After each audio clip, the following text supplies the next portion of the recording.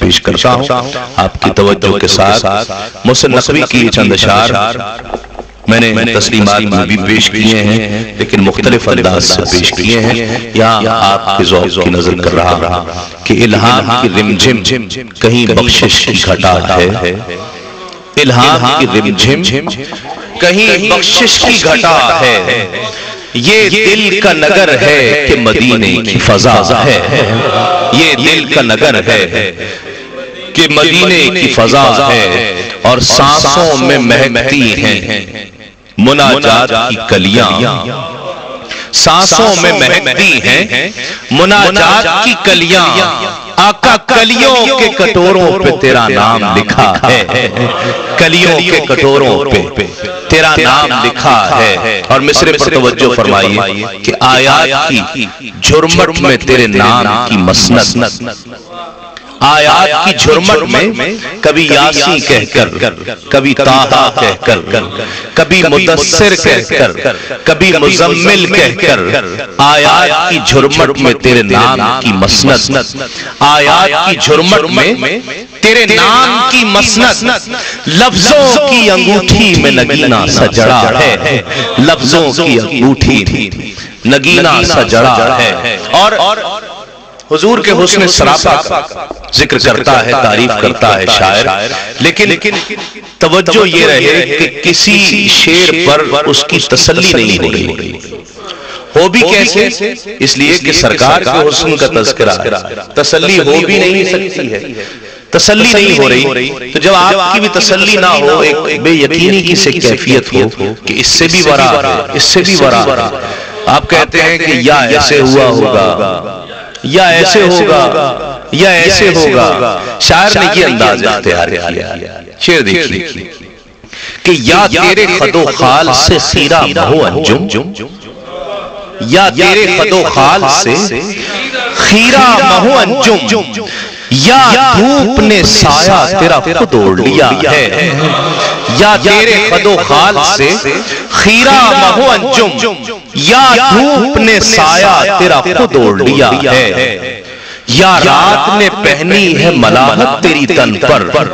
یا رات نے پہنی ہے ملاحت تیری تن پر، یا دن تیرے انداز صباحت پہ گیا ہے، یا دن تیرے انداز صباحت پہ گیا ہے، یا تیرے خد و خال سے خیرہ مہو انجم۔ روایت میں ہے حضرت عائشہ تشریف فرما ہے، آقا علیہ السلام تشریف فرما ہے، حضرت عائشہ صدیقہ رضی اللہ تعالی عنہا اندھیرے میں کچھ تلاش کر رہی ہیں،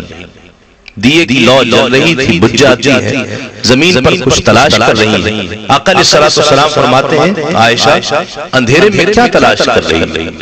عرض کیا یا رسول اللہ سوئی گر گئی، سوئی تلاش کر رہی ہیں، سوئی گر گئی ہے، سوئی تلاش کر رہی ہیں۔ روایت میں آتا ہے آقا علیہ السلام تبسم فرماتے ہیں، حدیث پاک میں لفظ تبسم آیا ہے، آقا علیہ السلام مسکراتے ہیں، حضور کے دندان مبارک سے ایسا نور جھلکتا ہے کہ سارا کمرہ جگمگ ہو جاتا ہے، اور حضرت عائشہ سوئی تلاش کر لیتی تھی۔ یا تیرے خد و خال سے خیرہ مہو انجم، یا دھوپ نے سایہ تیرا خود اوڑھ لیا ہے، یا رات نے پہنی ہے ملاحت تیری تن پر، یا دن تیرے انداز صباحت پہ گیا ہے، اور سورج کو ابھرنے نہیں دیتا تیرا حبشی، سورج کو ابھرنے نہیں دیتا تیرا حبشی، بے زر کو ابو زر تیری بخشش نے کیا ہے، بے زر کو ابو زر تیری بخشش نے کیا ہے، اور ثقلین کی قسمت تیری دہلیز کا صدقہ، ثقلین کی قسمت تیری دہلیز کا صدقہ، عالم کا مقدر تیرے ہاتھوں پہ لکھا ہے، عالم کا مقدر تیرے ہاتھوں پہ لکھا ہے۔ اور اب کون، شعر قابل توجہ ہے کہ اب کون حد حسن طلب سوچ سکے گا، اب کون حد حسن طلب سوچ سکے گا کہ کونین کی وسعت تو تہے دست دعا ہے، کونین کی وسعت تو تہے دست دعا ہے، کونین کی وسعت تو تہے دست دعا ہے۔ اور خالق نے قسم کھائی ہے اس شہر امام کی، لا اقسم بہذا البلد وانت حل بہذا البلد، خالق نے قسم کھائی ہے اس شہر امام کی جس شہر کی گلیوں نے تجھے ورد کیا ہے، جس شہر کی گلیوں نے تجھے ورد کیا ہے۔ اور شعر حاصل کلام شعر میرے نزدیک، آپ سورج کو اگر دور سے دیکھیں تو ایسے لگتا ہے جیسے کہیں زمین کے ساتھ مل گیا، ایسے لگتا ہے کسی صحرا میں جا کے دیکھیں تو ایسے لگتا ہے جیسے دور کہیں جا کر آسمان زمین کے ساتھ مل گیا۔ شاعر نے اس خیال کو منظوم کیا کہ یہ آسمان جھکا ہوا کیوں دکھائی دیتا ہے؟ ذہن میں رہے آقا کا سفر معراج کہ ایک بار تیرا نقش قدم چوم لیا تھا، یہ آسمان جھکا ہوا کیوں دکھائی دیتا ہے؟ اس لیے کہ اس نے ایک بار تیرا نقش قدم چوم لیا تھا، ایک بار تیرا نقش قدم چوم لیا تھا، اب تک یہ فلک شکر کے سجدے میں جھکا ہے۔ ایک بار تیرا نقش قدم چوم لیا تھا، ایک بار تیرا نقش قدم چوم لیا تھا،